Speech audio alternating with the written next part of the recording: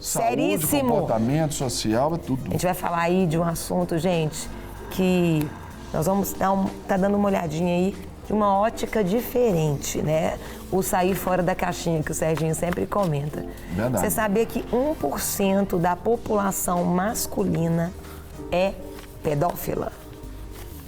Carol, mas aí a gente tem que pensar que nem todos são abusadores, mas sofrem com esse tipo de distúrbio. Então, é aí que fica a grande pergunta. É possível ajudar um pedófilo para que ele não se torne um abusador? Você acha possível? É sobre isso que a gente vai bater um papo agora com a médica e psicóloga, doutora Érica Neves. Eu já estava aqui batendo um papo super saudável com ela. Muito bom dia, querida. Seja bem-vindo, doutora. Seja muito bem-vinda. Tudo bem? Eu agradeço a oportunidade e gostaria de, antes de tudo, elogiar o programa, porque entender isto como um problema que precisa de ser revelado, mostrado, é espetacular.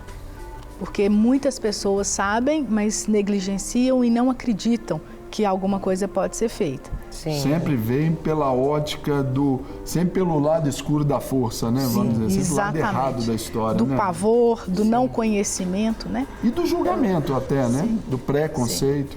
Essa questão do julgamento hoje, ela atravessa a sociedade de uma forma tão intensa que tem trazido um custo muito alto de As pessoas estão duras. Exatamente. Mas Isso. eu queria que a senhora começasse assim explicando pra gente assim, qual a diferença em ser um pedófilo e ser um abusador?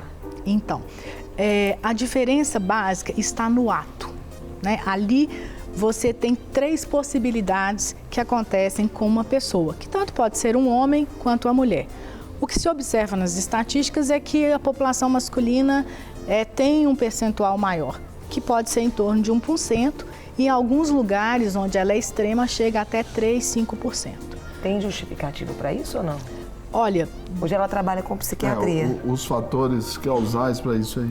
então, você tem, diante de um contexto cultural, né, várias possibilidades. Por exemplo, se nós olharmos para nós mesmos, na nossa cultura brasileira, há décadas atrás, nossos avós, tataravós, eles casavam, as meninas casavam com 12 anos.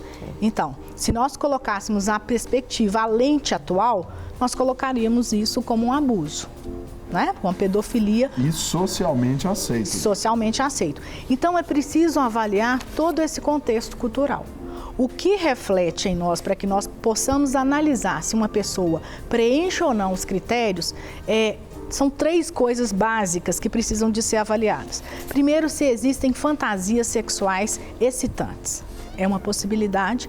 Segundo, o impulso, que faz com que essa pessoa não controle, né, o seu comportamento. E o terceiro, o ato em si, ou seja, você passa ao ato e chega até essa criança.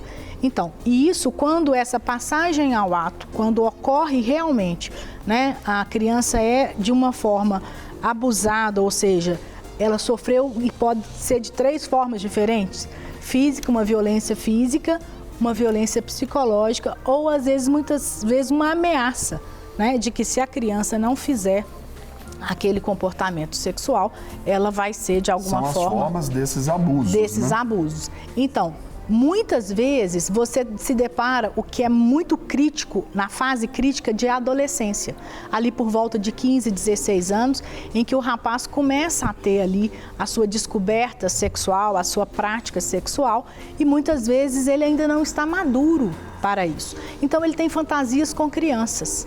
Então eu já atendi pacientes, adolescentes, com um sofrimento intenso. E aí que nós precisamos de cuidar, né? Sim. Porque esse sofrimento, ele é muito paralisante. É desgastante. Né? Muito desgastante. Então, um adolescente que está borbulhando de hormônios, de mudança corporal, de mudança, né, de sociedade, de posição na sociedade, ele ainda sofre com esse tipo ainda de... tem mais esse sofrimento. Exatamente. Né? Então... É preciso olhar para isso, e eles não são pedófilos porque eles têm isso, é preciso olhar com cautela. Então, temos critérios, tá? Isso precisa trazer um sofrimento, né? Essas questões como nós estamos falando. Tem uma perspectiva de diferença de idade que tem que ser no mínimo de 5 anos, entre um e outro. Então, um adolescente em torno ali de 17, 18 anos, que tem uma relação com uma... 10, 11, 12 anos. Aí sim é uma diferença, né? Agora, de 5 do anos. abusador para o pedófilo, a diferença? Sim. O abusador, quando ele chega ao ato, né, de atingir uma criança fisicamente na sua sexualidade, e ele não tem ali um sofrimento, né? Ele não sofre com aquilo. Sim. E ele simplesmente tem um comportamento que é indiferente. Ele pratica o ato. Ele pratica o ato como ele pratica com outra pessoa. Não bem necessariamente. hedonista, assim, né? Sim. E aí pode entrar na classificação dos transtornos de personalidade antissocial, chamados psicopatas. Tá? Então, essa tendência, e se você não necessariamente tem que passar ao ato, mas você, por exemplo, comercializa imagens de criança, coloca na rede, né? Então, isso é uma pedofilia. Pedofilia não chega a ser um abusador. O abusador tem que ter toque, tá? Contato, doutora? O abusador, sim, porque é o ato de abusar, né? Enquanto ele está ali na fantasia, no pensamento, não passou o comportamento, né? Tem um sofrimento ali, ele pode ser uma pedofilia. Agora, É só a pedofilia. Sim. E que, por exemplo, no ato de receber, enviar, partilhar vídeos, fotos, imagens de crianças nuas ou em situação ali sexual, é crime. É crime. Então, pedofilia. Pedofilia. Se passou, transcendeu essa barreira aí só ainda do estímulo e foi a uma prática, aí já também...